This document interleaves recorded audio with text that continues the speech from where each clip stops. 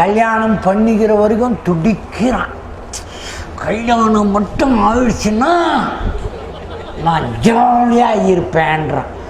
ஆன பிறகு 2 வருஷம் பொறுத்து இந்த கல்யாணம் மட்டும் ஆகாமல் இருந்திருந்தா நிம்மதியாக இருந்திருப்பேன்றான். பொண்டாட்டியை கல்யாணம் பண்ண உடனே எல்லாரும் ஒரே டைலாக் தான் பேசுகிறாங்க. மொழி வேறு வேறு இருக்குது.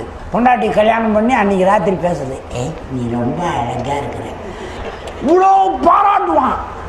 ஆனால் 3 வருஷம் பொறுத்து பாருங்களேன், அந்த மூதேவி எங்கே போச்சு, அந்த சனியை எங்கே போச்சுன்றேன். பிள்ளையை வளர்க்கும் போது கொஞ்சம் வளர்க்கணும் தான் நினச்சி பெற்றுக்கிறீங்க. ஆனால் அதுக்கிட்டவும் ஆத்திரம் காட்டுறீங்க, கையை காலை உடச்சிடுவேன்றீங்க. பிள்ளைய அன்பாய் தொடங்குகிறீர்கள், ஆத்திரப்படுகிறீர்கள் 2 பேருமே. உங்களுக்கெல்லாம் ஒரு வேண்டுகோள், அன்பு கடலோடு தொடர்பு கொண்டு வாழ்ந்தால் அன்போடு வாழ முடியும். நேர்மை கடலோடு தொடர்பு கொண்டு வாழ்ந்தால் நேர்மையாக வாழ முடியும்.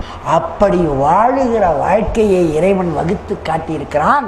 அந்த வழியில் உங்கள் மனத்தை திருப்புங்கள். மகிழ்ச்சியான வாழ்க்கையை, பொருளாதார முன்னேற்றமான வாழ்க்கையை, சமூகத்தில் மதிப்பான வாழ்க்கையை இன்பமாகவும் வாழ முடியும், ஒழுக்கமாகவும் வாழ முடியும், வஞ்சகம் இல்லாமல் வாழ முடியும், சிக்கல் இல்லாமல் வாழ முடியும், வையத்துள் வாழ்வாங்கு வாழ முடியும்.